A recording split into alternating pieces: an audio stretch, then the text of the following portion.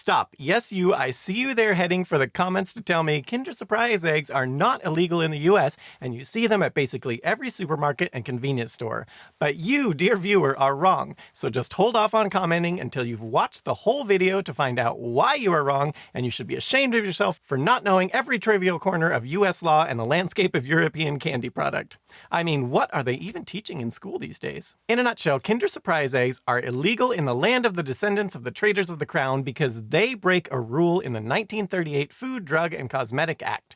It was made law on the back of several highly publicized cases of poisoning, most notably the deaths of 107 people, the majority of whom were children, in what became known as the 1937 elixir sulfanilamide incident. In this one, although sulfanilamide sounds like a terrifying chemical to ingest, it's actually a perfectly safe antibiotic when administered properly, and was used, among other things, at the time to good effect.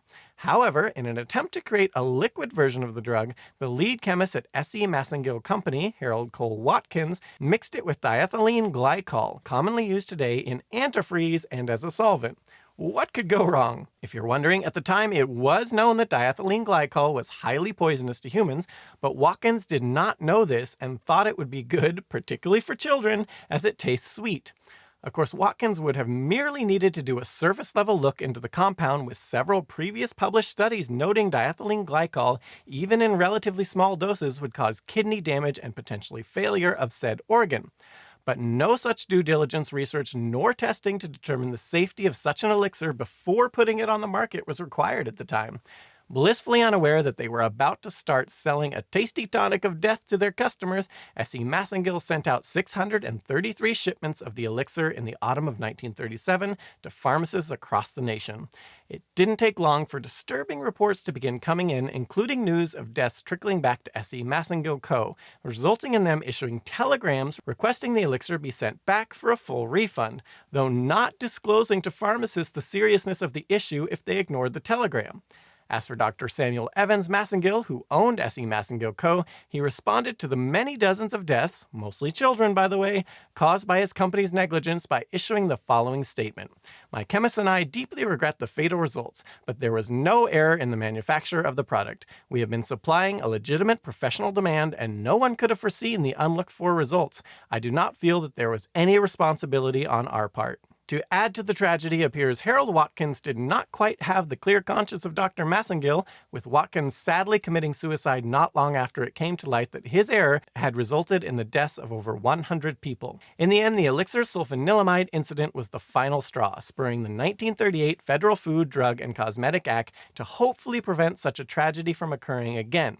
Among other things, the act required that for the first time in U.S. history, drug makers had to demonstrate to the FDA that drugs were reasonably safe before they could be marketed to the public, set standards for how different kinds of food should look and be packaged, and specified legal maximums for certain poisonous substances commonly added to food and drink at the time. So what does any of this have to do with Kinder Surprise eggs?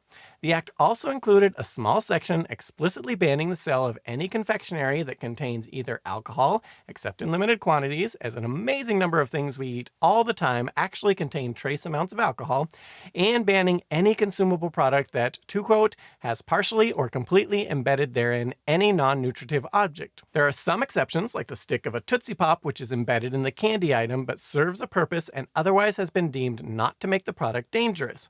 Kinder Surprise eggs, on the other hand, are essentially a chocolate egg-shaped shell that contains a hard plastic egg inside of which is a small toy. The toy does not serve a practical functional value to the confectionery and has been deemed by the FDA to be injurious, specifically as a choking hazard. This has resulted in the small but thriving black market for the candy due to the toys inside being highly collectible, as well as the fact that it makes for a great candy to put in an Easter basket particularly. In fact, United States customs agents note that they see a massive upswing in attempts to bring the candy into the country around Easter. They also warn that attempting to do so, even if it's just for your own personal use and not you trying to use the eggs for commercial purposes, can see you slapped with a massive fine. For example, in one case, a couple returning to the United States from Canada was fined $12,000 for trying to bring 10 Kinder eggs into the country, to be eaten by their own school-aged children.